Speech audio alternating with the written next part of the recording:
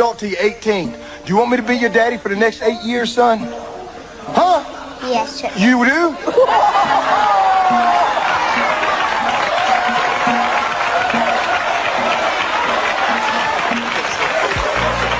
Why you want me to be your daddy? I have no daddy. You have no daddy? Well, let me tell you something. Come here, give me a hug.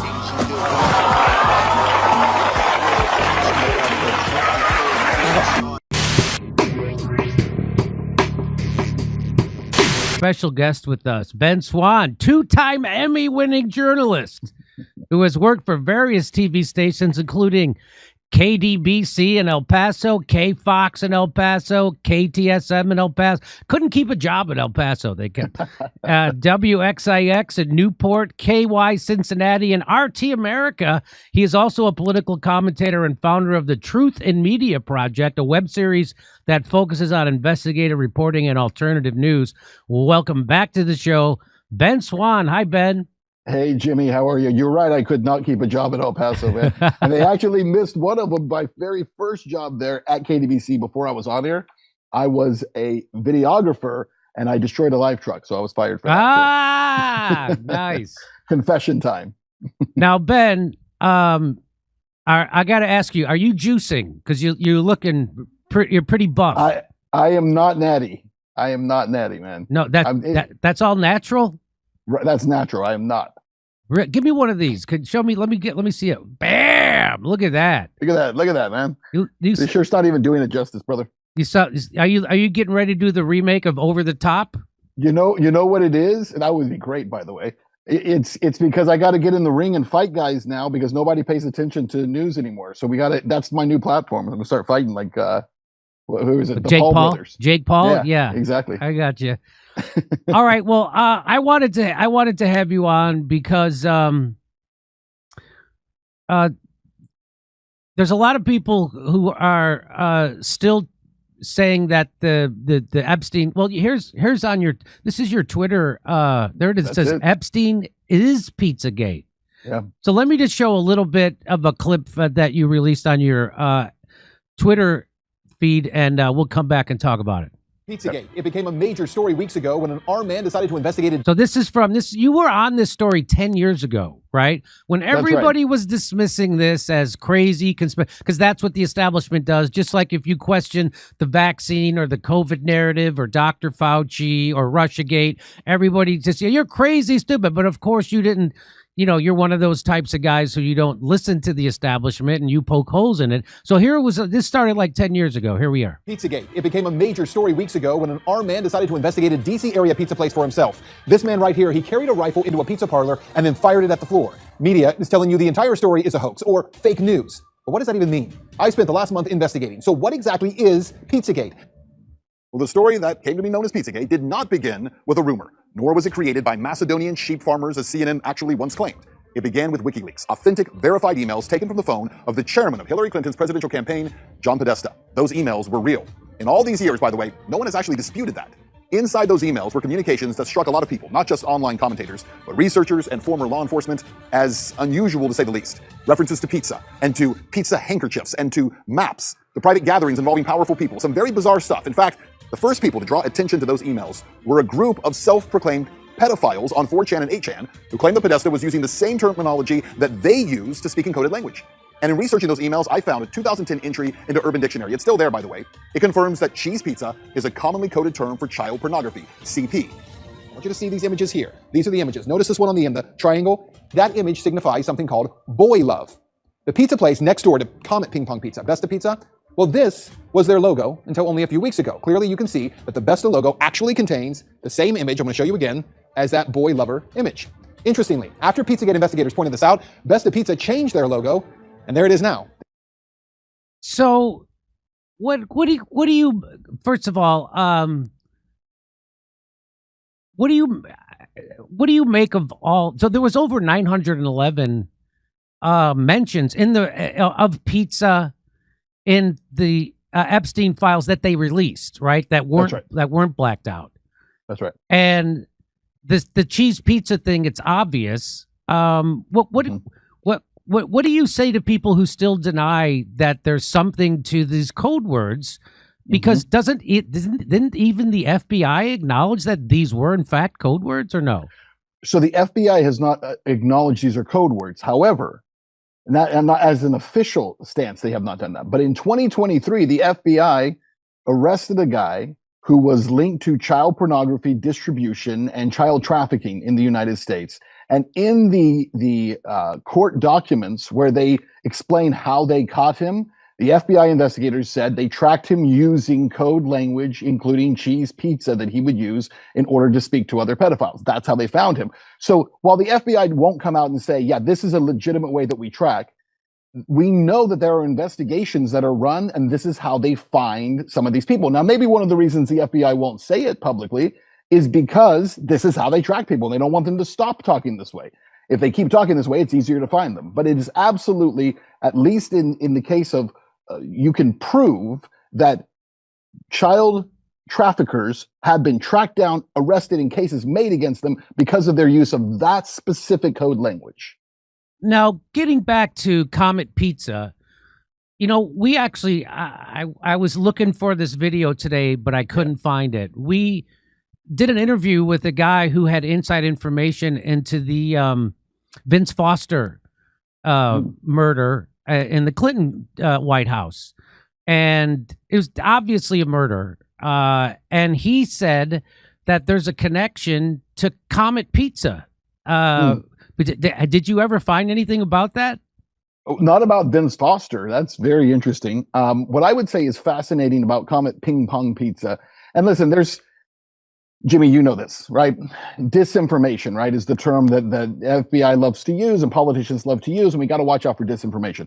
Disinformation is a very real thing. And what it actually is that when there's a story, when there is something that comes out or it's revealed that is true, or it's too close to the truth, there is a tactic that's used many times by three-letter agencies like the CIA, who will come in and they will throw out tons of crazy stuff online, stuff that's so far over the top. And the point of it is that if you make the discussion totally insane and you get it into these crazy areas, then people can't decipher what is true and what is not, right? And so it's almost like we're going to hide it in plain sight. We're going to flood the zone with as much bad information as possible. So I'll give you an example. Comet Ping Pong Pizza. The claim started to become, oh, Hillary Clinton sacrifices children in the basement. Oh, they're having sex with children in the basement of the pizza. There was nothing in the John Podesta emails that indicated that at all. So where did that come from? To me, that's the disinformation part of it. But there are very interesting things about Comet Ping Pong Pizza that were never truly investigated, including the fact that James Elefantis, the guy who owned it, was named by GQ magazine at one point as one of the 50 most powerful people in Washington, D.C. Now, that seems kind of bizarre to me, right? My question would be, why? Why would a guy who owns a pizza joint in a strip mall on the outskirts of DC be considered one of the 50 most powerful people in a city where you have the president and the administration and senators and members of Congress and lobbyists, and this guy is named as one of the 50 most powerful people? Then you go into Podesta's emails, and what you find is that he's having lots of conversations with lots of people, and he's incredibly politically tied because of pizza, because of like legitimate pizza. Now, maybe that is the truth. I don't know that it's not the truth. But what I do know is that when self-proclaimed pedophiles come out and say, these guys are talking how we talk, this looks like this.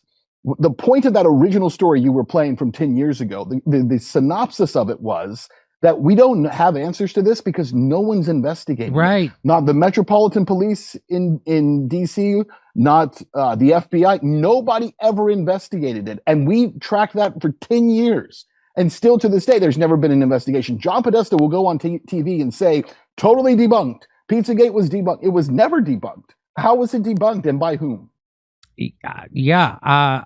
Did you do you have any information or did you do any investigation into, so they made a big deal out of a guy who went into Comet Pizza and he shot it up, right? But I can't vouch for the veracity of these claims, but I've seen people make claims that when he went in there, what he shot was a computer hard drive.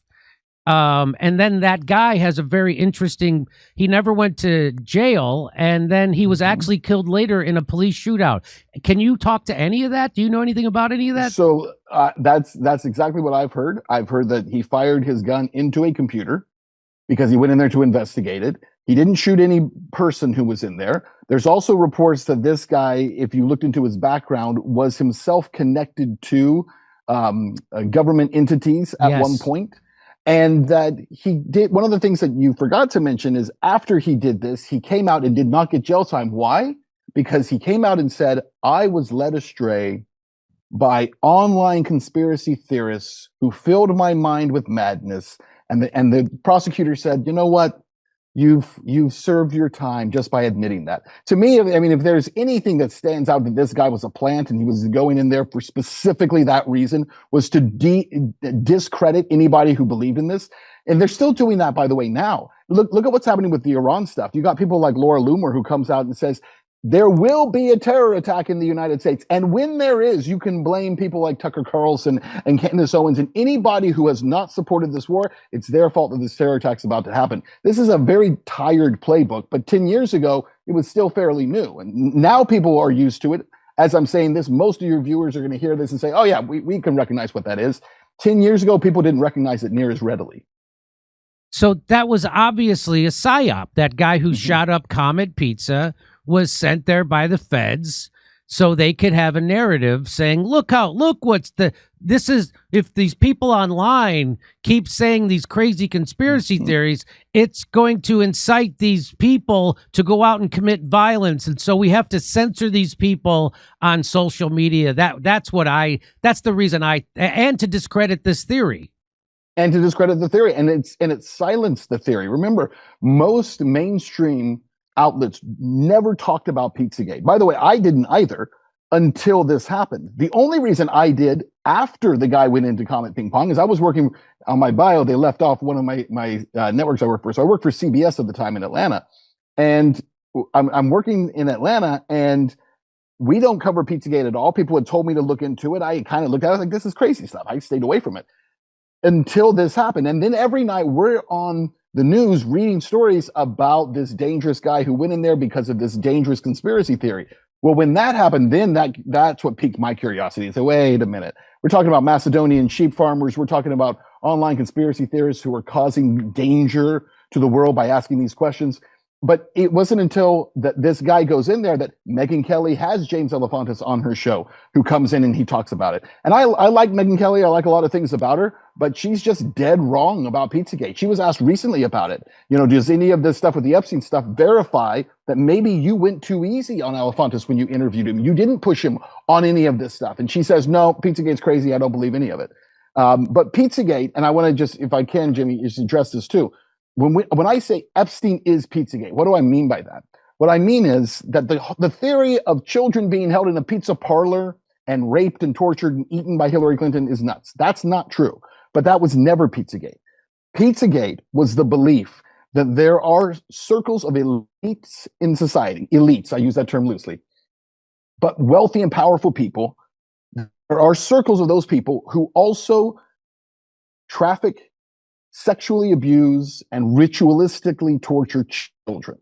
Those people exist. And what Epstein proved is not that it's just one group of people, but he proved without question that those people do exist. I had Michael Tracy on my show recently because, you know, he's a guy who doesn't believe any of it. And he says there's no evidence of it. And we had a very good conversation. It wasn't ugly at all, but we had a conversation about why he believes that. And one of the things that I had to point out to him is he says there's no evidence that Epstein ever took part in any pedophilic activity at all, if you read the emails. Well, that's not true. In fact, there's an email from Jeffrey Epstein to someone else, and he says, I met your friend who's a reporter, and she wanted to talk to me about a man she's heard about who has a private island where he takes children for sex. And he says she almost fainted. This is Jeffrey Epstein's words. She almost fainted when she found out that bad man is me. Here it is. So it's like, here it is. Yeah, there it is, right there. Your friend Aleza told me about the project she's doing, researching a really bad guy that gets children for SEX sent to his island. She almost fainted when I told her that person is me. So is there, me. there it is. I mean, if you're a prosecutor and you're trying to put Jeffrey Epstein on trial for this, you don't need more than that email to be able to say, in his own words, he described himself as the bad guy who gets children for sex sent to his island. I mean, that's he says it's me. Did you bring that up to our friend Michael Tracy? So unfortunately, we didn't have that one in front of us. We had just reported on it, but I told him there are a number of emails with this, and then of course when we release it, we play this this video. But he and I gave him several others, by the way, also, and he just kind of danced around it. But the reality is the emails do prove, they absolutely prove that this is what Jeffrey Epstein was doing. And he had people to whom he was trafficking children. There's no question about that, Kash Patel. There's no question that this is real, and people still want to pretend it's not real, and that there's a, as Michael Tracy says, a mythology around it. There's not a mythology around it. No, there, and I have sympathy for, in a sense, for people like Michael Tracy or Matt Taibbi. Not very little for Schellenberger, because that guy, the shit he said on Joe Rogan was just humiliating. It was just absolutely humiliating. And now he's out there lying about the Candace Owens and the Charlie Kirk. He's flat out lying. He's saying that Tyler Robinson confessed. He never confessed. That's a complete lie. And so Schellenberger's credibility is at zero with me at this point. What do you think it is? I think, Michael Tracy's he's a contrarian's contrarian, and so I don't think he's being paid off to do it at all. What do you think's in it for people like Schellenberger? It seems to me that there's a connection between Israel and the stuff that he's denying, right? So they seem to be compromised by Israel. Does that make sense to you? It definitely makes sense. I don't know that we can prove that, but I think there's obviously look, with Epstein, we've known for a long time Epstein was tied to Mossad. There is no doubt about that. He was tied to intelligence agencies, CIA, Mossad. There's no question. There's no question about that. It's just silly. It's just silly. And all right. So there's some kind of, because there's the Israel connection with Charlie Kirk's assassination, and there's of course the Israel connection with Jeffrey Epstein, and that none of the things that Schellenberger says makes any sense at all. In fact, everything he presents as evidence that would dismiss our concerns actually are evidence that would reaffirm our concerns, which is weird how he can spin it. Let's do another. This is from Jeffrey Epstein. By the way, I just want to we talked about this with Michael Tracy too, by the way, but go ahead. I just want to remind people that if you think that half the Epstein files have been released, which is what they say, half of the Epstein files that we know of have been released, half haven't. But there are way more stuff out there that, he had storage lockers. He had stuff that was taken out of his house before his first prosecution ever, computers and hard drives and all kinds of, so there's all kinds of, and we only get stuff from this email, right? This, his vacation, Gmail. Right. So that, that's not the only Gmail he used, but this is the only, so there's way more stuff out there. And if there wasn't anything there, Ben, why would Trump and his administration fight so hard? Why would it take a law to get them to reveal at the first half, and then they still are breaking the law and not revealing the second half? There was nothing there. Why wouldn't they reveal it all? Right. No, that's 100% true. And just statistically and percentage wise, it's interesting because we talk about the half, right? People will say half is released, half is not. But there was an interesting analysis done based on the amount of data associated with that. And there is something like, multiple terabytes of data that's out there, and only about 300 gigs has been released. About 2% of the data associated with Jeffrey Epstein's been released. How can that be? Well, it's because that means the vast majority of what they have is video data, not emails. And that's what they're not releasing. They're not releasing any of the video associated with it, only emails. And to your point, from his, Jeffrey Epstein vacation at gmail.com.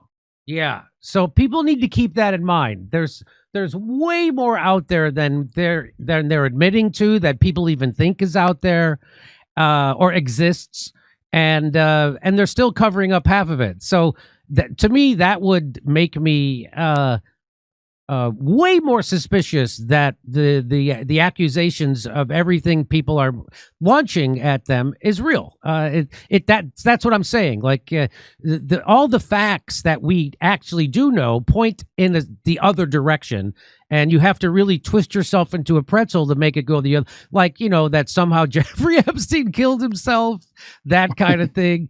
Right. Even what do you think about the pictures of Jeffrey Epstein when he was dead? They don't match up. They don't look like him. Well, they not only do they not match up, but the autopsy is even more interesting to me, because I guess if you've hanged yourself or someone else has beaten you and hanged you, I guess you could look different. But the fact is that Jeffrey Epstein did not have his prostate. He didn't have it, and that on the autopsy it's there. So the body that's in the autopsy is not his body. There's no question that that's true. Again, these are things that I don't even want to say like stupid people can figure out, right? Because it's not even about being stupid. But if you were just trying to make a case in a court of law, it's much like what's happening with the Tyler Robinson thing right now. Everyone's freaking out because the bullet. Well, the bullet cannot be tied to the rifle that it was fired from. Now there could be 100 reasons for that. About 1 in 5 aren't, but you cannot conclusively connect something. Well, in the case of Epstein, we can conclusively connect that cannot be his body, because you don't regrow your prostate. It doesn't happen. So how did he get one? How some men have wisdom teeth, some men have wisdom prostates, right? And if there's anything you need wisdom around, it's your cock and balls. Let's be honest. That's true. Right? So, the least wise part of us. But people will say Epstein's brother identified him. What do you say to that? I mean, again, what does that mean? Right. We also heard Tyler Robinson confess to a murder that his family says he never confessed to. Yeah, that's right. Yeah. Right. So there's so much, and I will agree with Michael Tracy on this point. We didn't agree on much, but on this point, I would agree that there is a lot of mythology that surrounds any story like this, because all you need is someone to say it or write it. And that's why disinformation, again, going back to that term, is so effective. All you have to do is throw some stuff out there, and then it becomes, well, this is true and this is not true, and it's very hard. And that's why I really, as a journalist, we try to find the few things that we can prove one way or the other, right? It's very similar to, I have thought for weeks now, I guess I'm wrong, maybe, but I've thought for weeks now that Netanyahu's dead, right? These could not be alive. Well, now it looks like, well, maybe he is alive. But here's what I would stand by. Even if Netanyahu's alive, he certainly is not the person in the AI videos that the Israeli government and military keep putting out. That's not him, because those are AI videos. It's very, very clear. So you have to latch onto one thing at least that you can say in an age where it's so hard to tell what's true and what's not true. You have to find the one or two things that you can actually prove are true or not true. And in Epstein's case, and certainly with his death, which was not a suicide, there are several things you can latch onto and say, yeah, you can tell me that his brother identified his body. I'm telling you, he didn't regrow his prostate. And you haven't heard people who say, "Oh no, that prostate thing's been debunked. That email that somehow wasn't credible." I'm sure there are people who are saying that. I haven't had anyone who's been able to debate me on it so far. Oh, okay, all right. So let's go to this. This says this is from Jeffrey Epstein. And it says, this gets us out of our self-funded garage biology phase to the first live birth of a human designer baby and possibly a human clone within 5 years. Once we reach the first birth, everything changes and the world will never be the same again, much less the future of the human species. Attached doc shows 1.7 million a year for up to 5 years, plus 1 million for a lab setup. That's 9.5 million to fund 5 years, 6 million for So next steps, I'm happy to hop on another call, or I could take a trip to meet you in person. And if you have any thoughts about what I might be missing or whether this is reasonable estimate to get to the first live birth, then I would really appreciate any feedback you have. I'm traveling in Lithuania from August 7th through the 14th, and I'll probably be unreachable then. So this is him talking about them doing. Tell me what you think this is about. Well, I mean, again, there's no real question about this because this isn't the only email associated with this. There are multiple emails about, and we talked about this with Tracy, designer babies. They wanted to grow babies in a lab. There are emails in which he explains that the people who are funding this are extremely nervous about being identified, and they have to keep their identity a secret because, for obvious reasons, they don't want to be associated with having done this.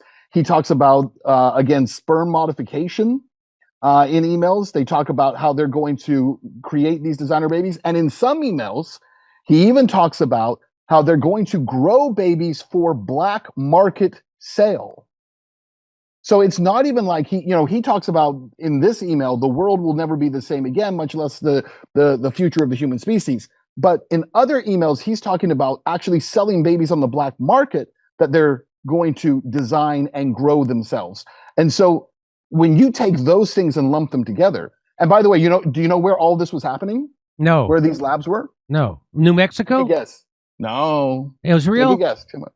Ukraine. Ukraine, of course. Of course. Yes. The biolabs Lab center in of the world Ukraine were being used at that time for designer babies, to grow babies in a lab, sperm modification. We're going to create these, these babies for whatever reason, and then the black market selling the babies. And they were doing it in Ukraine. Why? Because it would be illegal to do it anyplace else. His sponsors didn't even want their names in emails, obviously not realizing at the time eventually they'd all come out, but did not want their names in emails or to be on any list of documents because they knew what they were doing was not just illegal, but utterly immoral in every way. And this is what he was doing. And when you said you showed this to Michael Tracy?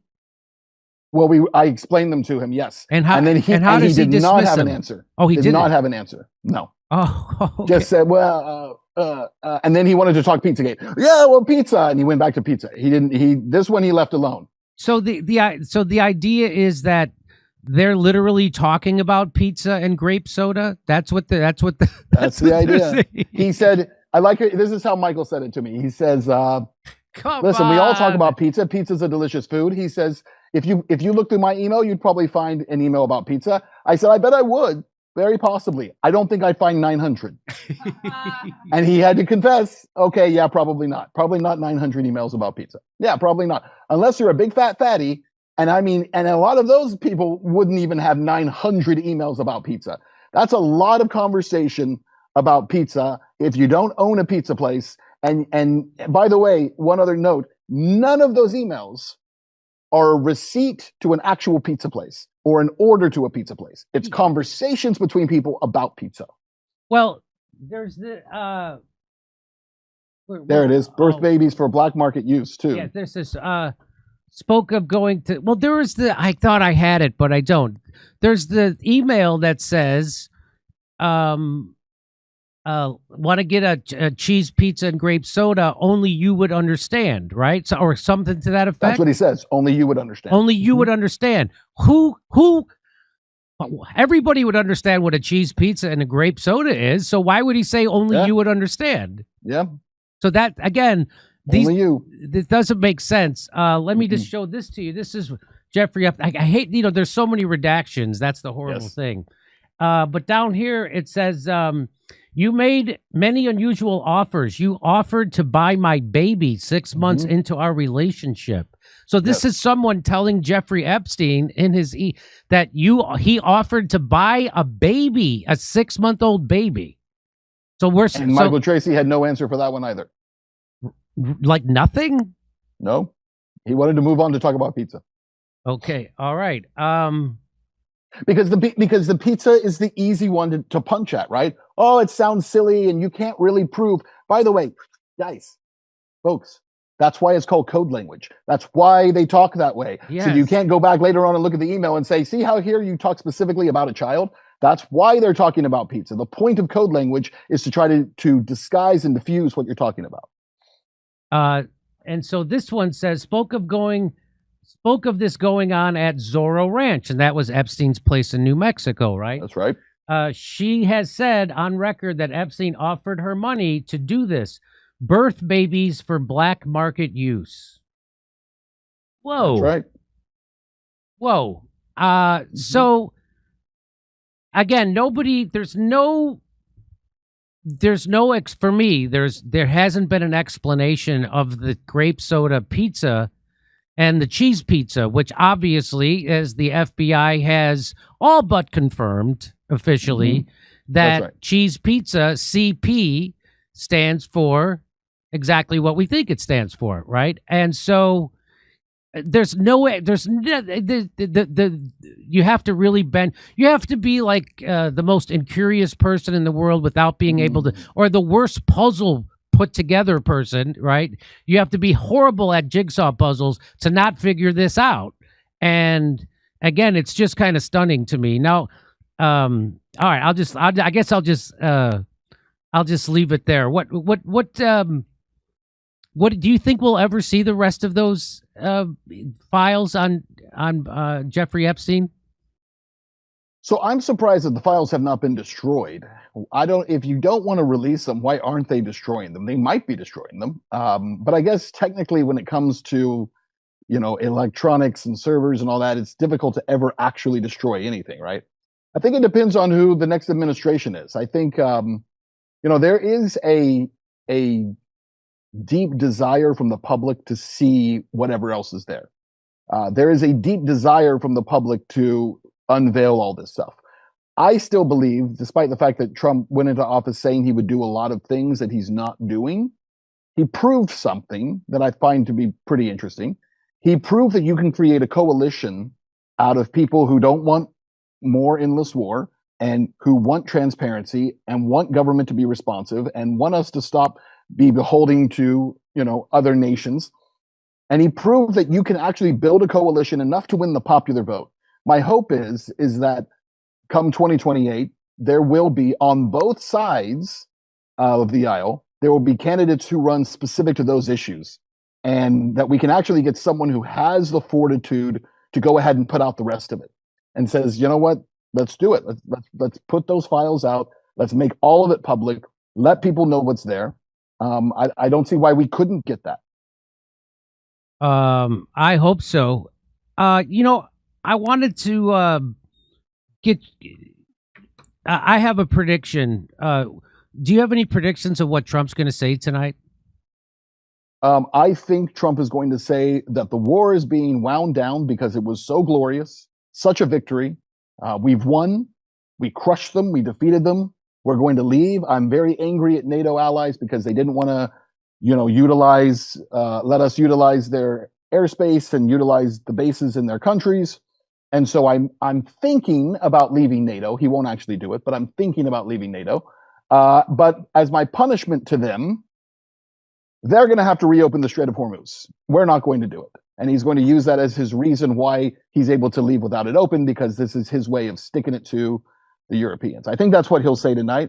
I think Trump, despite how isolated he seems to be from the reality of what this war looks like and his absolutely abysmal poll numbers, I think even he realizes, and the Republicans around him who were about to get slaughtered in the midterms realize that this is incredibly unpopular. The only thing that could make it worse is putting boots on the ground.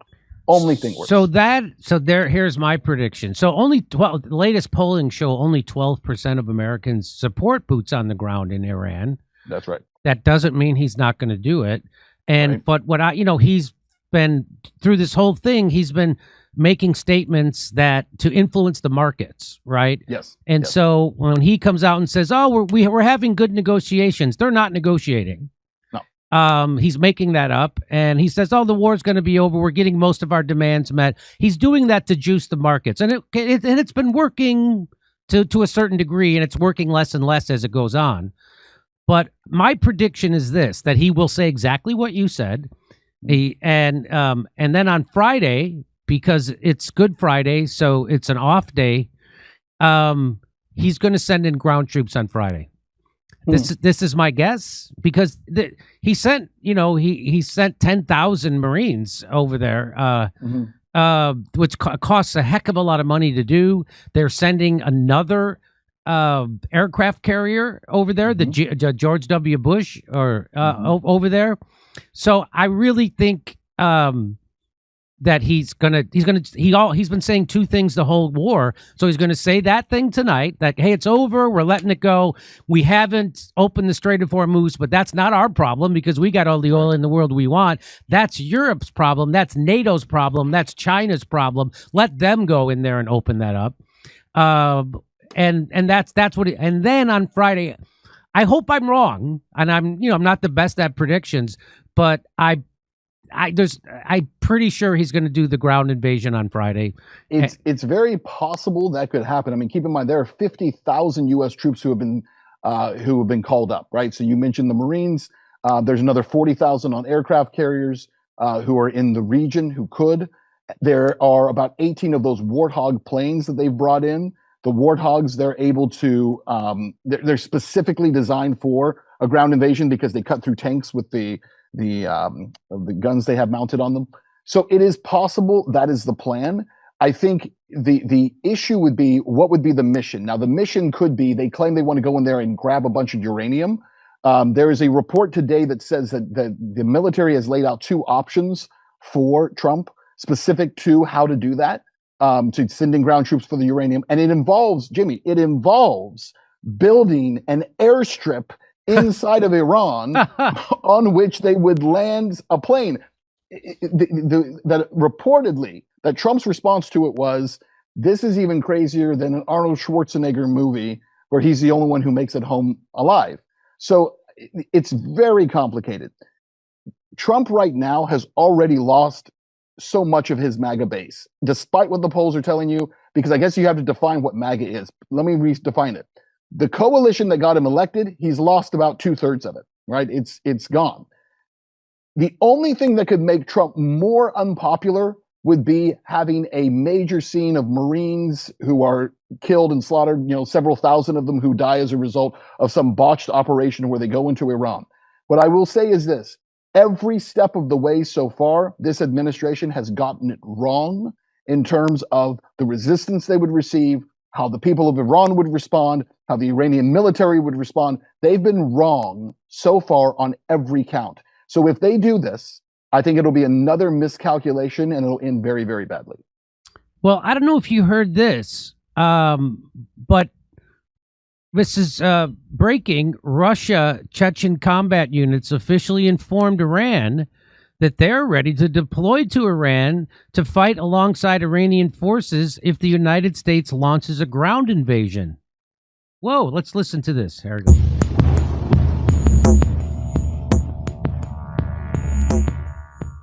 Iranian state media is now claiming that combat units from Russia's Chechen Republic have declared themselves ready to deploy to Iran if the United States launches a ground invasion. According to Press TV, these forces are loyal to Chechen leader Ramzan Kadyrov and have told Tehran they will fight alongside the Iranian armed forces if US troops move beyond air and missile strikes onto Iranian soil. The reports describe the ongoing US-Israeli war against Iran as a religious war and say the Chechen side is framing any direct intervention as a jihad, a battle of good versus evil in defense of the Islamic Republic. Well, I'm sure Trump feels like you can't have World War III without Russia. It just wouldn't be right.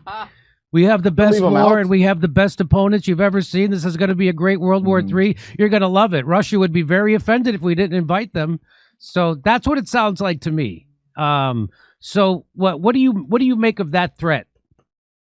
I don't know. I've talked to some sources who are saying that a lot of that's being overblown.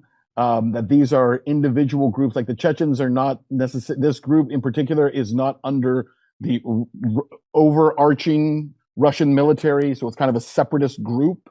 And so would that involve, like, for instance, Putin calling up soldiers and sending them? No, it's a very different kind of thing. However, I don't see Russia wanting to get involved in this, China wanting to get involved in this. They don't need to, right? The advantage for Russia and China right now is so stark because the US military has been degraded very, very badly during this war. But more importantly, the evidence of what it means to engage in warfare with the United States has drastically changed as a result of this.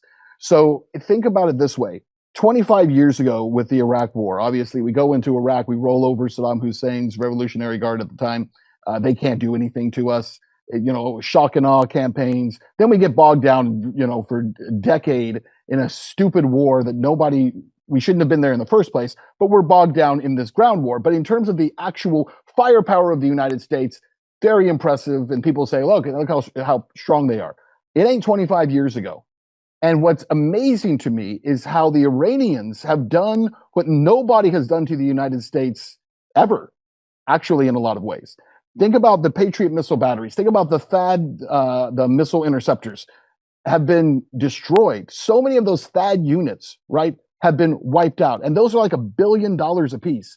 The C-3 radar plane that cost $600 million, right? There's only 17 of them in the world. Now there's only 16 because the Iranians blew it up. But they blew it up with a $20,000 drone. $20,000 to $600 million. The military industrial complex, we've talked about it for a long time in this country. People like you and me have railed against it. But I don't think we even recognized how much of a scam it was.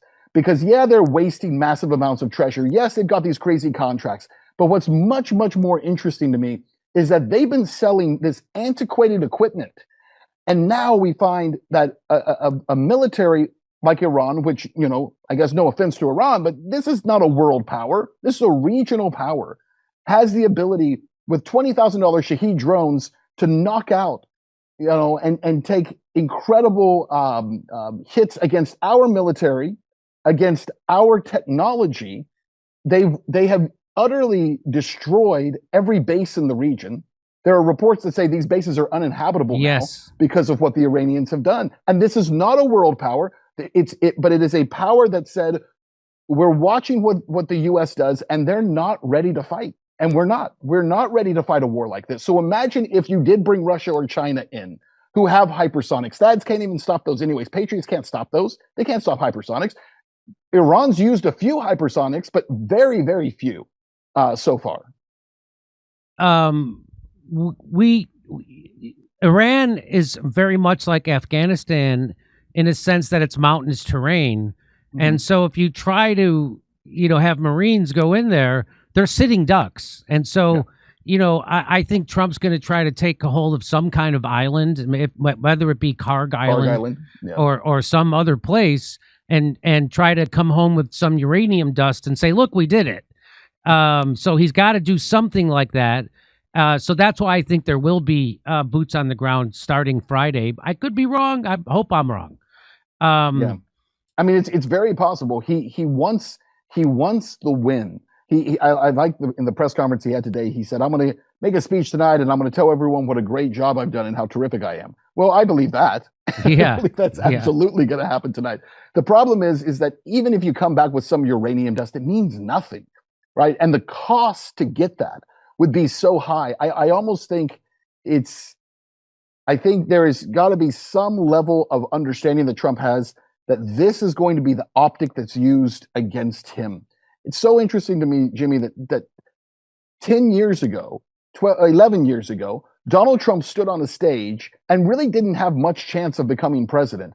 And he, in one night, vaulted to the top of the Republican Party while simultaneously and gloriously ending Jeb Bush's political career by pointing out the one thing no Republican candidate had been willing to say, which was, we went into a disastrous war, we never should have been there, and we should never do it again. And 10 years from now, it may be way less, it may be just, 2 years from now, there will be Republicans who stand on a stage who say, Donald Trump dragged us into a war we never should have been in, and it should never happen again. He's turned himself into Jeb Bush. So is J.D. Vance. So is Tulsi Gabbard. They're now the Jeb Bush of this administration. And so if they ever run for president again, there's going to come a Donald Trump who's going to do the same thing to them, that Donald Trump did to Jeb Bush. And I can't believe they don't see that this is happening. My prediction is that Donald Trump's polling is so low now, And it's only going to get worse because there is inflation now, and inflation's going to even go higher. Even if the war ended today, the inflation's going to go higher. He gave a speech today, well, like you're talking about. He said, yeah, we don't have money for daycare. We don't have money for Medicare and Medicaid. We're doing a war, which is the exact opposite of what he ran on. That's right. The exact opposite of what he ran on, and the exact opposite of why people voted for him. People voted for him because it was America first.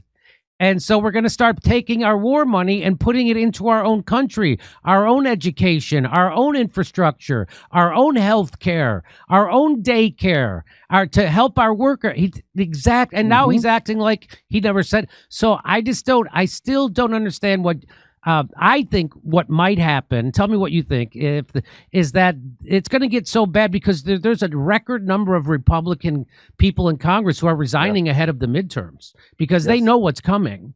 And so I think it could get so bad that they make Donald Trump resign. And he's going to resign saying, I have some kind of medical issue. And then J.D. Vance takes over, and he's the guy who's going to bring peace. And so then he has a political future. That's just a guess of mine. I think it's likely. But we'll see. What do you make of Tulsi Gabbard? Everybody thought Tulsi Gabbard was the safety valve inside the Trump administration. And now she's completely flipped. And she goes along with whatever Donald Trump says. At least Joe Kent resigned and made a big stink out of it. I think if she would resign, it would go a long way. And why do you think she doesn't resign? I don't know why she doesn't resign, to be honest with you. I think that she's going to play the card later on that she couldn't leave because even though she saw what was happening, someone with sanity had to stay in there trying to steer this thing away from a nuclear war.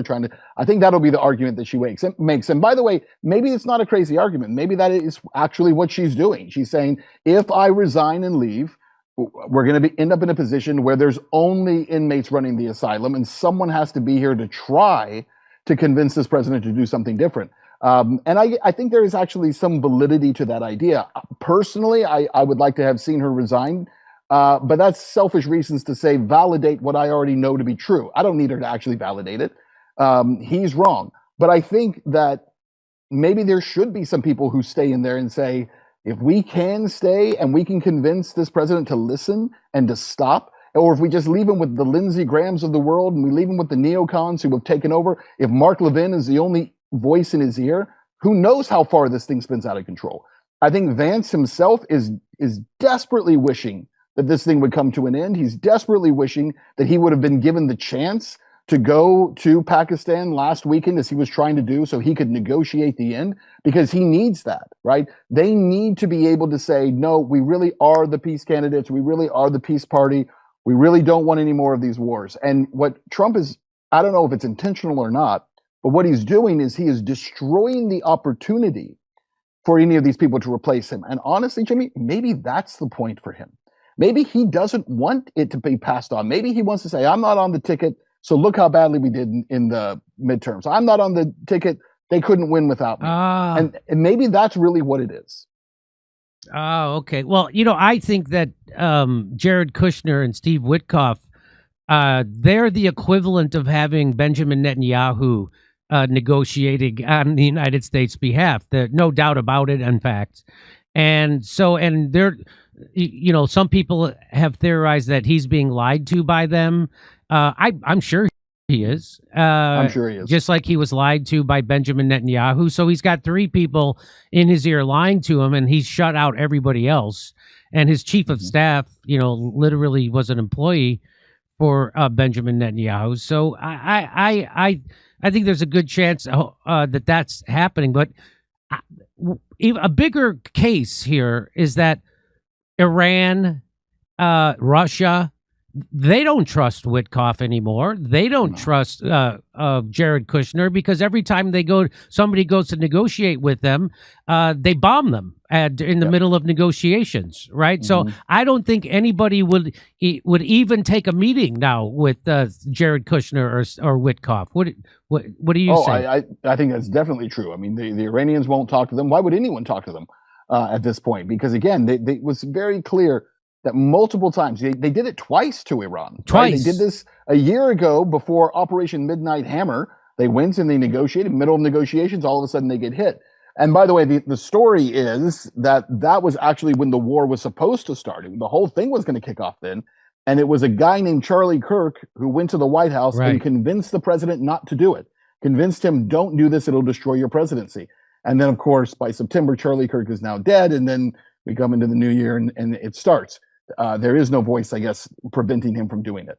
I believe this. I believe that from everything I've heard about Trump and everything from the people I've talked to who do know him, they say Trump is not a war guy. He doesn't like war. He doesn't like the idea of people being killed. He actually was sincere about all this peace stuff. So then you have to ask the question, if that is true, and I don't think he's being blackmailed into it. I just think he's being isolated. I think the goal with Trump was they surrounded him with the right people. And I think, listen, if you sit, which he does, and you watch Fox News all day long, you would believe this war is going great. Yes. The American people love it. They want you to go further. He's just lied to all day long. I don't know, when he ever goes and sits and opens up his X and says, let's see what the people are saying. Let's actually see what's out there. I don't think that's happening. And so I think Kushner and I think Witkoff and I think Mark Levin and I think people like that, Lindsey Graham, have surrounded the president and convinced him that this is popular and that he would be seen as the greatest president of all time because he's the only one who could have done this. You're the only one. Now, here's my fear.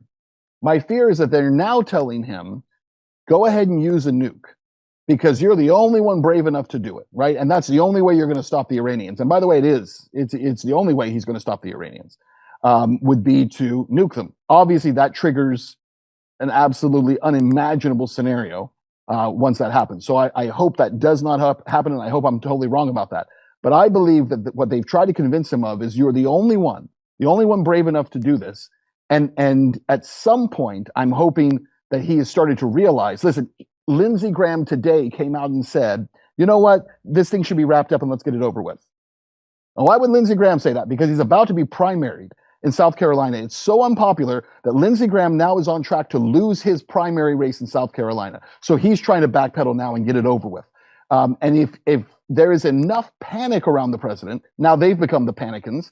If there's enough panic around the president to say, you know what, we got to get this over with because it's actually going to have an effect that we didn't think was the case, maybe he wakes up.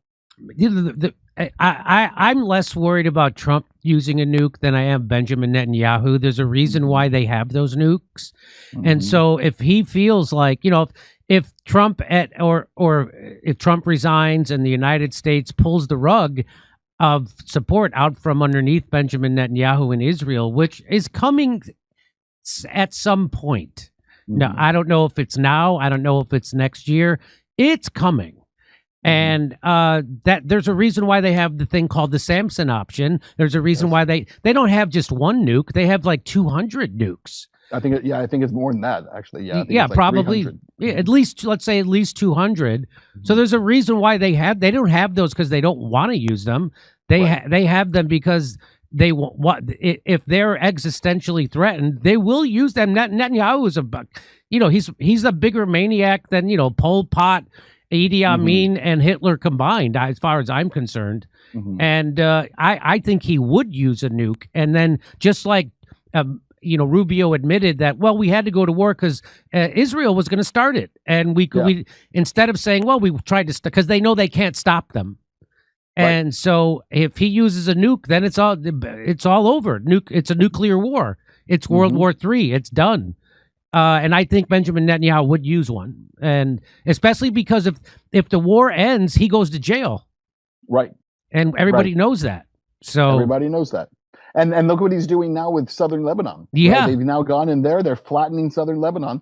The Chinese came out today and demanded that they stop or said that they're going to get involved. I mean, there are multiple countries. The Italian prime minister, I heard reports today. I haven't verified this yet, so I hope it's not wrong. But I saw reports today that the Italian prime minister, Giorgia Meloni, yes, I saw that, came out and said either Israel gets out of southern Lebanon or they'll use a nuke. What? I didn't hear that. That she would bomb Israel and they would potentially use a nuke if Israel does not get out of southern Lebanon. I think the world is looking at it and saying, we're not going to let you do the same thing to southern Lebanon that you did to Gaza. And that's what they're doing right now. And it has to stop. And the what they did to Gaza was so atrocious. The genocide that happened there was so atrocious. But so much of the world just stood by and watched it happen and waited and said, well, I mean, how far would they go? Well, now you know. Now you know how far they're willing to go. Now they're doing it again in southern Lebanon. And so let's see what happens. But yeah, there are reports that a lot of countries are now standing up and saying, nope, get out or we're going to get involved. And I agree with you. The greatest trigger point for potential World War III is Israel. It's Netanyahu himself is the one. He won't end it, and he's the one who keeps, every time there's talk of a negotiation, talk of you're going to, try to bring this thing to an end, they escalate over and over. Okay. I really appreciate you coming on, Ben. Thanks. I love your work. You do fantastic stuff. You have a lot of courage. You go places that every reporter should go, but 99% are afraid to go. And you almost always vindicated. So nice job. Thank you. Hey, can I mention real quick too? Tomorrow night, if people will follow me on X, Ben Swan _ 2 ins, we're going to have your buddy Kirk Metzger is going to be on with us, and we're going to be interviewing him. So encourage people to. Oh, I didn't. Ben, he did not tell me that. Well, that's fantastic. Okay, great job. All right, everybody, check that out tomorrow. Is it on X? It'll be on X. Yep. Okay, right. Great. Hey, are you still banned from YouTube?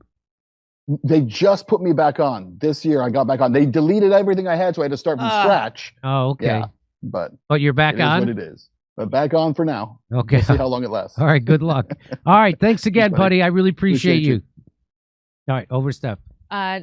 Ladies and gentlemen, you ready for that? Oh, should I tell people? Yeah, I think you should tell them about that. And so then we'll be doing our Carl Jung book, Memories, Dreams, Reflections. We're going to be doing that Saturday at 1 p.m. So I hope if you're not a member, become a member. You can join our book club.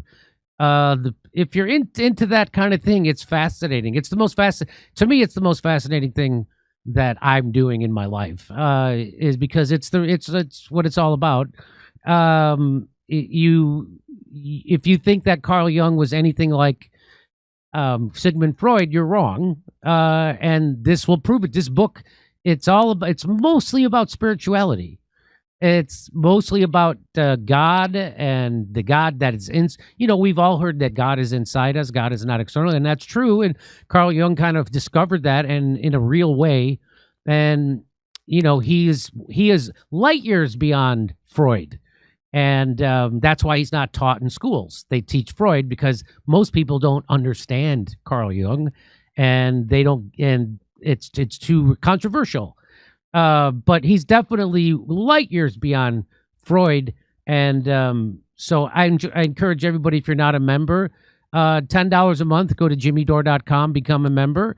It's a great way to support the show. Plus, we get to talk about Carl. If you have an open mind, it is fascinating. And again, it's the thing I like to do more than anything.